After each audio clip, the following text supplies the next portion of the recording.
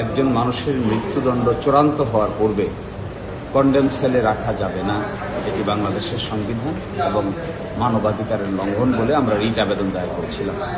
সেই রিট আবেদনটি high court division চূড়ান্ত করে আমাদের পক্ষে রায় দিয়েছিল, অর্থাৎ মৃত্যুদণ্ড চূড়ান্ত হওয়ার পূর্বে কাউকে কন্ডেম সেলে রাখা যাবে না।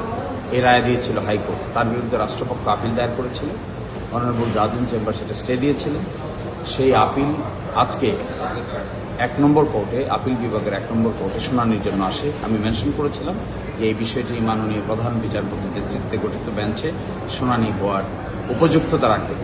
এই জন্য এটি আজকে এর গুরুত্ব বিবেচনায় আগামী 28শে অক্টোবর মাননীয় প্রধান বিচারপতির নেতৃত্বে গঠিত বেঞ্চে এই মামলাটি শুনানির জন্য আসবে। এখানে মূল বিবেচ্য বিষয় হলো যে মৃত্যুদণ্ডাদেশ যদি চূড়ান্ত না হয় তাহলে একজন ব্যক্তিকে সলিটারি কনফাইনমেন্টে কন্ডেম সেলে রাখা আইনসঙ্গত নয়। দ্বিতীয়ত হলো কিছু কিছু ক্ষেত্রে, উপযুক্ত ক্ষেত্রে হাইকোর্ট ডিভিশন মৃত্যুদণ্ডাদেশপ্রাপ্ত ব্যক্তিদেরও জামিন দিতে পারেন উপযুক্ত ক্ষেত্রে।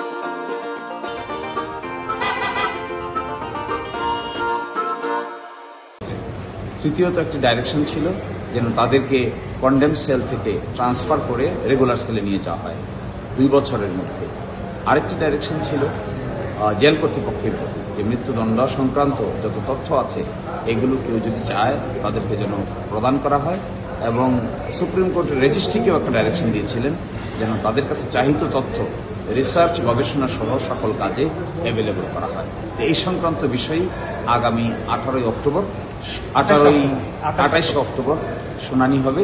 আমরা আশা করি যে এই বিষয়টি বাংলাদেশের জন্য নয়, শুধু ভারতীয় সাবকন্টিনেন্টে এটি একটি গুরুত্বপূর্ণ সাবজেক্ট ম্যাটার। এই সাবজেক্ট ম্যাটারটা যদি আমাদের সুপ্রিম কোর্ট সেটেল করতে পারেন তাহলে হয়তো একটি নতুন ট্রেন্ড ডেভেলপ করতে পারে আইনের ইন্টারপ্রিটেশন এবং সংস্কারের ক্ষেত্রেও এটি একটি বড় ভূমিকা পালন করতে পারে, যেটি জেল ব্যবস্থার সংস্কারের জন্য গুরুত্বপূর্ণ বলে আমরা মনে করি। আমাদের সর্বশেষ তথ্য অনুযায়ী কন্ডেম সেলে ছিল 2156 জন, আর তার পরবর্তীতে হয়তো এটি একটু কমতে বাড়তে পারে। সঠিক তথ্যটি 2156 জন আমাদের জানা মতে, যেটা আমাদেরকে চিঠিতে জানিয়েছিলেন। তো এই পুরো বিষয়টা একটি সিস্টেমের ব্যাপার।